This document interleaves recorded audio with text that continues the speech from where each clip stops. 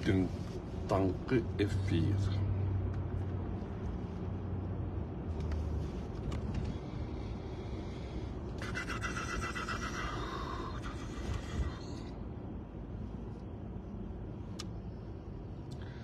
Расулжан Абдрахманов, ассаламу алейкум. 3 kişi efirde.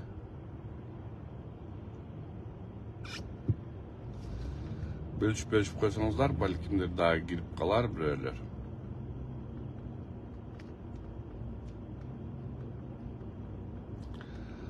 Da 3 kişi efirde olatat.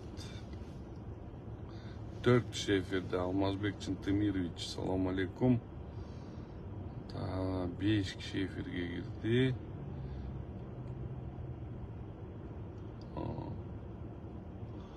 Düşen çıkkandayсың, как дела?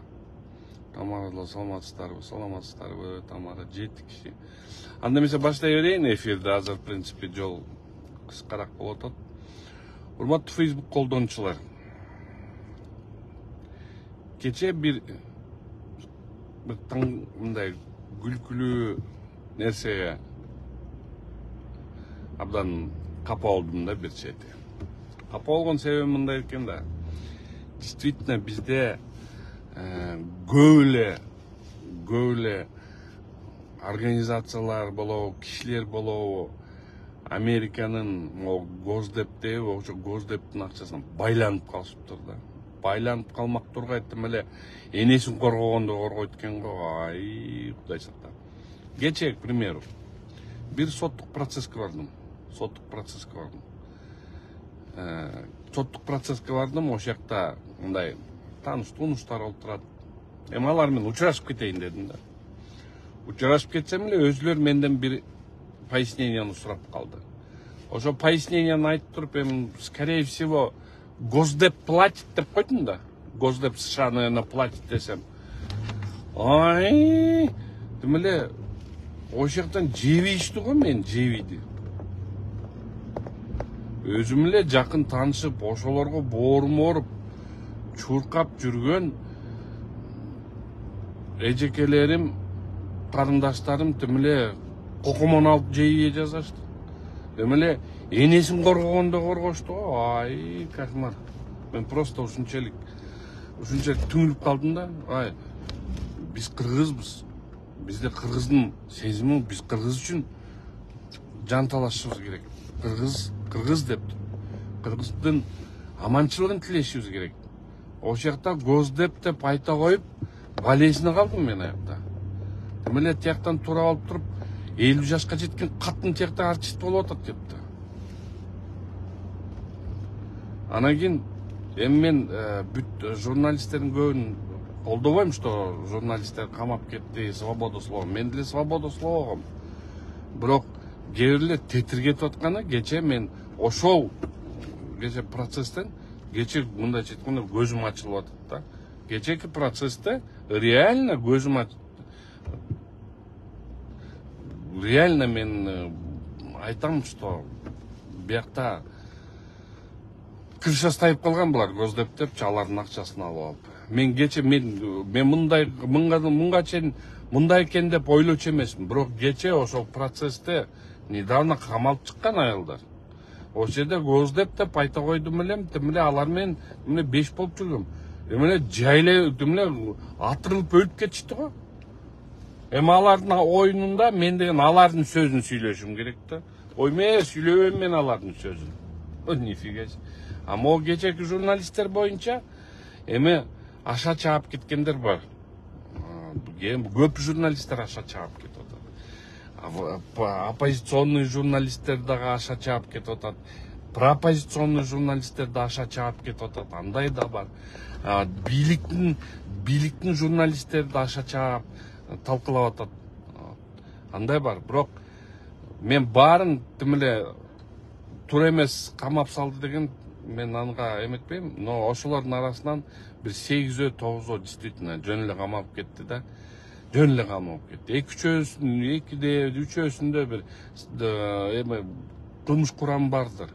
Бирок калгандарыныкы жок. Булар илгери иштеп кеткен, эметип кеткен, ошол боюнча туура эмес. Туура эмес деп мен кабыл алдым да. Бирок чын-чынына келсе, действительно биякты ушунчалык чырмалап кетишиптир. Кудай сакта. Укмуш чырмалап кетишиптир го булар. Каяктан айта койдум билем, Госдеп деп каяктан айта койдум билем, тим эле мен алар үчүн тет жерде борооруп, жанталашып жүргөн эжекелерим менен карындашым тим эле коколоп ишти. Эми принципиально мен эми мындайларды поддержка кылбайм эми. Вообще кошмар экен булар. Кыргызды ойлойлучу, кыргызды ойлойлу. Эч кандай Америка деп эле, Госдеп деп эле. Бети жок, силерде бет жок. Значит, силерде мындай экен да, силердин понятияңар сондай экен да. Силердин сөзүңөрдү сүйлөсө, значит, сен жакшысың. Силердин сөзүңөрдү сүйлөбөй, против силердин мамаңарга, Госдеп деген мамаңарга каяш айтышып койсоң, катуу айтып койсоң, тим эле мама энеңерди коргогондо коргойт экенсиңер го. Кудай сакта. Вот туура айтасың, Кайрат. Госдеп анча-мынчалар сайратат. Эми булардын ойда мен значит ошолорду мындай мен кээде күлкүм келет да. Мындай мени сайраткысы келишет да. Анан сайраткысы келип туруп, мен алардын таламын талашып койсом, канат молодец дейт да. Алардын таламын талашпай коюп, кичине алардын мамасына, Госдеп деген мамасына мындай каяша айтып койсоң, тим эле жебейт экен го. Кудай сактасын.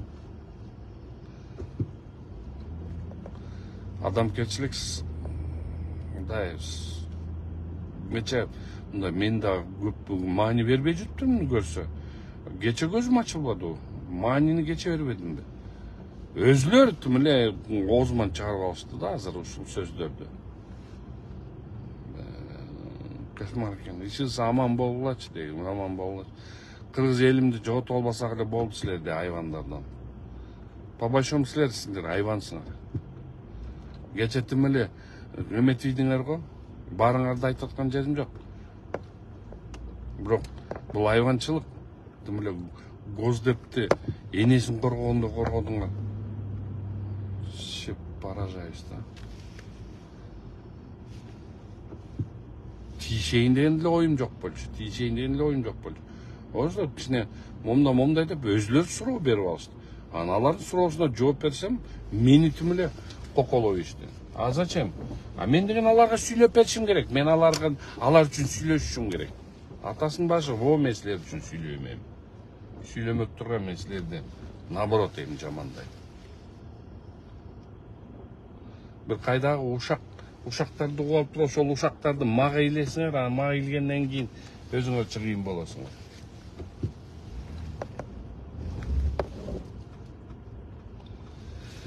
Ошондой жакшабыңыздар. Кыргызстаныбызды аман эсен сактап калалы. Аман эсен Кыргызстаныбыз аман эсен эле ызы-чуусу жок эле жүрсүнчү. Митинг деп башты ортпай эле койчу.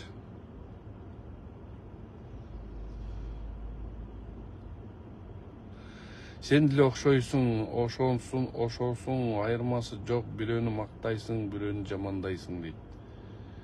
Мен бирөөнү жамандаган эмесмин, мактаган эмесмин. Мен реалдуу күнүмдү кандай болот, ошондой нерсени айтам.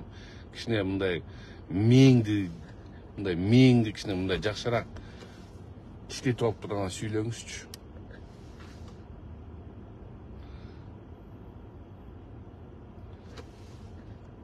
Жөн эле келжирейтпесиле, келжирей бербегилечи. Келжирейиштер.